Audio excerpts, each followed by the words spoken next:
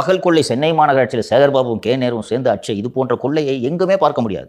இது எங்கே போய் முடியுதுன்னு கேட்டிங்கன்னா, சொத்து வரி, தொழில் வரி, வீட்டு வரி இட்டு நம்மக்கிட்ட வாங்குறாங்கல்ல, இந்த எல்லாம் வாங்கி இதில் இந்த மதுரை கார்பரேஷன் ஒரு கொள்ளைச்சாங்க, இதெல்லாம் வாங்கி நம்ம தலையில் தான் இது விடியும். ரோடு போடுறது ஊழல்னு போயிட முடியாது.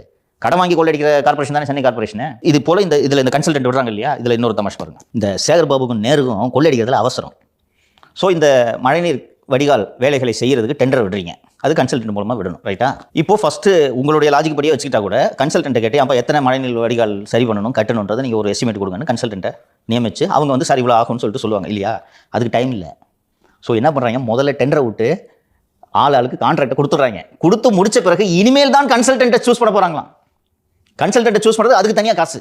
நான் திரு எடப்பாடி பழனிசாமி அவர்களிடம் வேண்டுகோளாக கோரிக்கையாக வைக்கிறேன், இந்த சென்னை மாநகராட்சி இந்த கக்கூசிலிருந்து குடிநீர் வடிகால் மற்றும் கழிவுநீர் அகற்று வேலைகள் உட்பட எல்லாவற்றிலுமே இவர்கள் செய்த ஊழலை நினைத்து பார்க்கவே முடியவில்லை. அதுவும் பொதுமக்களோட அடிப்படை வசதியான இந்த கக்கூசில் இவங்க அடித்த ஊழலை நினைச்சு பார்க்கவே ரொம்ப அவ்வளோ வியப்பாக இருக்கிறது. தயவு செய்து திரு பழனிசாமி அவர்கள் சேகர்பாபு, கே நேரு இவர்களோடு விட்டுவிடாமல் பிரகாஷ், குமரகுருபரன் உட்பட சென்னை மாநகராட்சியில் ஆணையர்களாக இருந்த அந்த IAS அதிகாரிகளில் ஒரு 10 பேரை சிறையில் தள்ள வேண்டும் என்பதை நான் கோரிக்கையாகவே வைக்கிறேன். 10 IAS அதிகாரி ஜெயிலுக்கு போனால் தான் இவர்களுக்கு தெரியும். ஊழல் செஞ்சால் ஜெயிலுக்கு போவோன்ற அச்சம் இந்த அதிகாரிகளுக்கு வந்தால்தான் நாளை அதிமுக ஆட்சியிலும் இந்த மாதிரி வந்துச்சுன்னா, சார் நான் கையெழுத்து போட மாட்டேன், 10 பேர் ஜெயிலில் இருக்கான்ற அந்த அச்சம் இவர்களுக்கு வரும்.